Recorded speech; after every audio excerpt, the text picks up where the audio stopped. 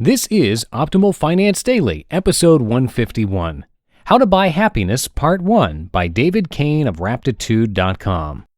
Get ready to maximize your potential with Optimal Finance Daily, the podcast that brings you the best content in personal finance 5 days a week. Your optimal life awaits. Now here's your host, Dan Warren. Hey everyone, and welcome back once again to Optimal Finance Daily, where I read to you from some of the best personal finance blogs on the planet. And today, as we launch into the first of what will hopefully be another 150 episodes, I'm bringing you a brand new author for this show, Cain of Raptitude.com. Justin from Optimal Living Daily actually reads his posts over there, but since this post is about purchases, we thought we'd share it here on Optimal Finance Daily for you. Now, David's posts are pretty unique, as is his site, actually. He does experiments on himself and gives an unbiased report. So, for example, he went vegan for 30 days, meditated formally for 30 days, and shares exactly how these experiments go, some successes and some failures, but all of them have great takeaways, so it's definitely worth checking out. But for now, let's hear his post and start optimizing your life. How to Buy Happiness, Part 1 by Cain of Raptitude.com. While I was driving home from my appointment, I couldn't help but feel nervous that I would forget to do something. Peel the price tag off a thing I just bought in case somebody saw how much it cost. I pulled onto a side street and grabbed the plastic bag from the back seat. In it was a puck-sized container of high-end hair paste. I scratched the little white sticker off. It was $35, and now only I knew. Some paranoid financial conditioning somewhere in my head had me thinking it had been an extravagant purchase, but I thought about it for a minute and realized that, no, for what it does for me, it's some of the best value I'll ever get for $35. I'm 31 years old, and it wasn't until I started going to a well-reputed salon and buying $35 hair paste that I finally began to really like my hair. This was a year ago. My mop had always been a point of self-consciousness for me. I liked myself, but never got along with my hair.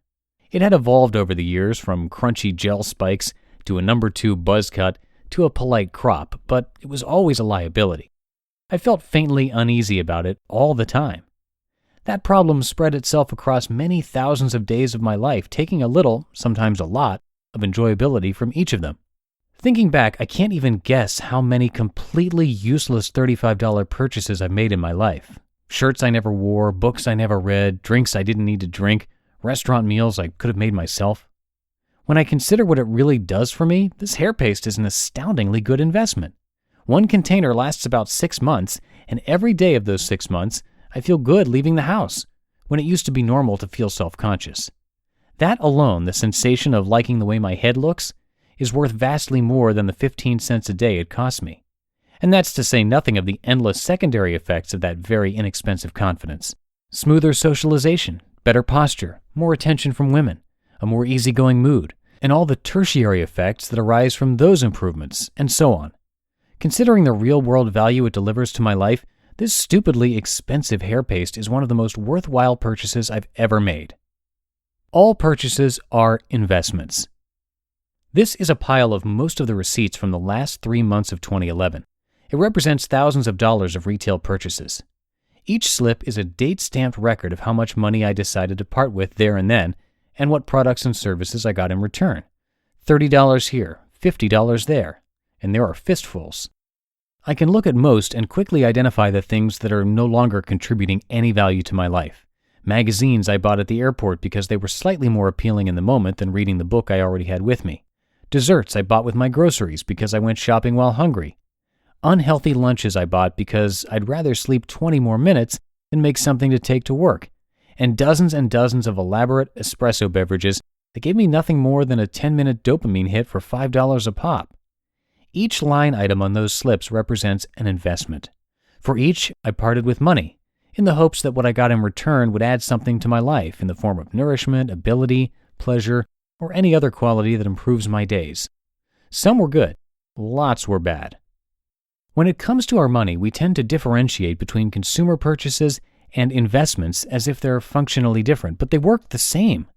As long as there has been wealth, people have tried to grow wealth by investing. We put value into something with the idea that it will return greater value to us over time.